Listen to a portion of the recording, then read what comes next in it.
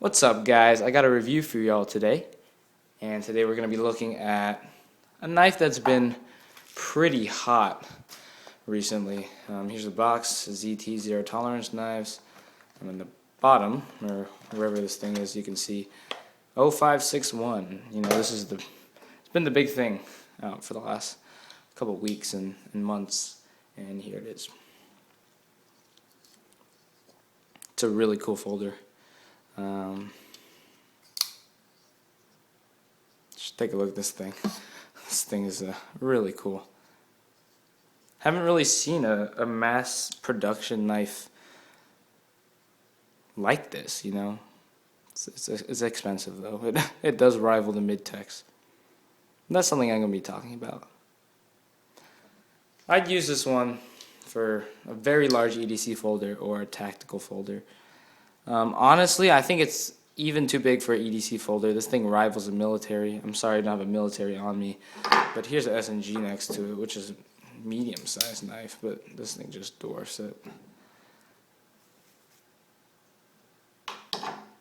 So I'd probably use this as a defense knife. I wish they had made this.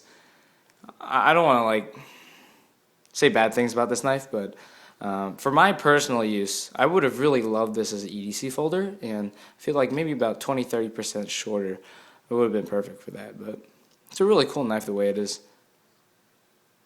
Start with a blade.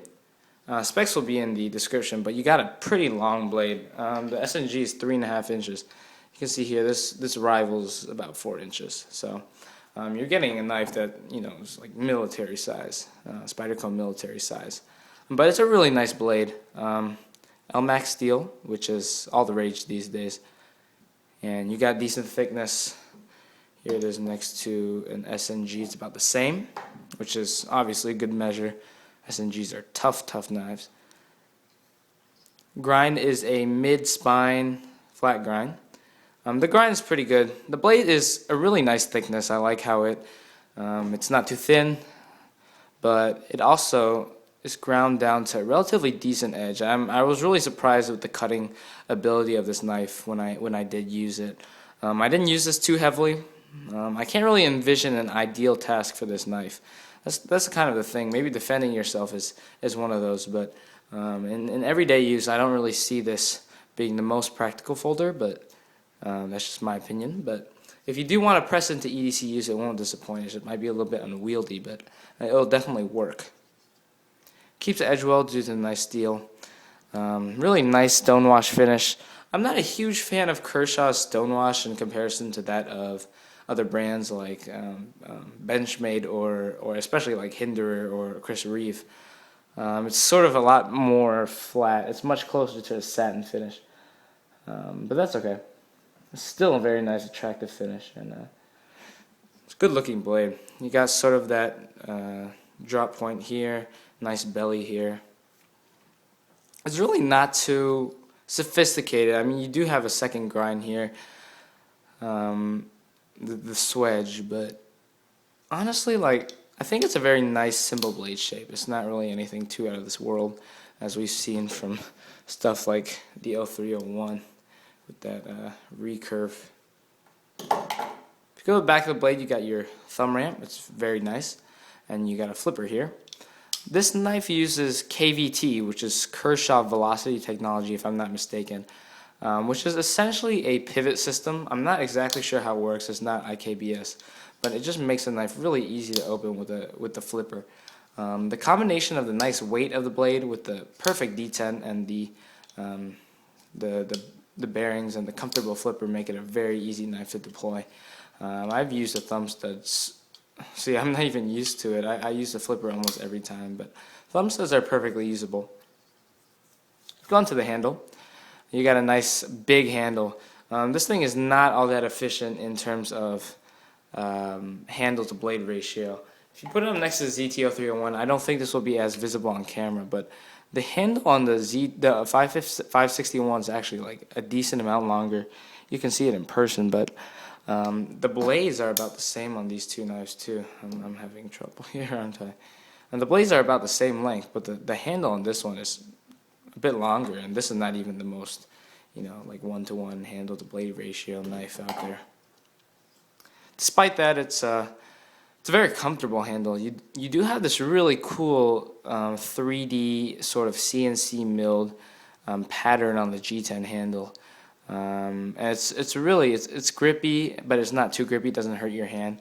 And I thought this would hurt my hand when I looked at it online. I mean, this looked like it'd be sharp cut, but it's very subtle. It's basically the same as on the front side, but it does provide a decent amount of tack. Nothing rivaling like track tag or anything, but it is pretty grippy, and it's good for titanium. Handle's very comfortable. Nice big choil and a nice flipper to sort of guard your fingers in case something may go wrong. I really like the color on this. I don't really think I've had brown G10 like this. I've had tan G10 like in my CQC7V, but this one is pretty nice looking. I wish more knives use this. I really want to get a brown Strider SNG because of just what I've seen with this color. It comes out really well. You got a titanium liner on the inside. I believe it's titanium. I'm not 100% sure. I should check that. But it is milled out heavily so that it does reduce weight. The thickness on the lock bar and the handle is actually very reasonable for a knife this size. If you compare it next to the SNG, they're about the same thickness. But the thing is that these handles are actually contoured so that this point is actually higher than like this point. So it fills your hand well, but it doesn't have the weight and bulk of something like a Lego SNG. It's more comparable to the CCs. You got a Hinder log bar stabilizer there, which I thought was pretty cool. Here it is on the SNG, and that just prevents the log bar from overextending this way.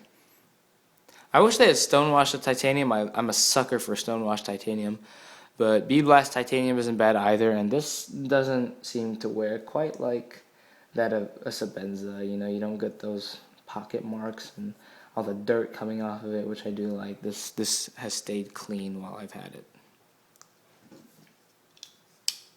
This knife carries pretty well. It's actually pretty light for its size compared to this thing, which is a freaking tank. This actually carries very well for its length and for its strength and the capabilities that it gives you. Let's take a look at the clip. Zero Tolerance uses this fold-over clip. This kind of reminds me of the saw clips that you see, some of the butt clips, and this rides really deep, so you only can see like this much of the knife out of your pocket, which is really nice on a knife like this. Despite what you might think about the titanium, it does slip in your pocket easily, and you can fit it on all four corners, which is something that you don't see on every knife. So it's nice that ZT has given us that option. Let's go into the lanyard hole. You got a lanyard hole cut through both sides, and you can just slip a lanyard through the back or through between both holes. Construction is Torx, and you can see it's pillar construction. So, I mean, as they always say, if you got like some sort of liquid will flow through, I think it's kind of bogus because I'm pretty sure the fluid will flow out of your knife no matter if you have a backspacer or pillars. But I appreciate the pillars for their more simple construction. Fit and finish is absolutely great everywhere. I haven't really seen any machining marks that I think don't belong there or anything like that. It's all very well finished and polished. All the parts fit together well. Overall, this is a great knife. It's a little expensive. It's about $250 to $300, something in that range. So, not the cheapest knife out there. But if you're looking for something rivaling, the quality of a mid-tech folder, try the ZT-0561. Also, if you're looking for a large tactical folder, if you really like big EDCs, this would be great for you. If you're looking for something a little smaller, I'd recommend the ZT-0350. Or if you'd like to spend a little more money, I think you can get a used small Sabenza or SNG, which is a little smaller at that point. But yeah, that's my review of the ZT-0561. Hope you guys enjoyed it. I'll have an account review, not review, but update in a little bit. But I'll see you later. Peace.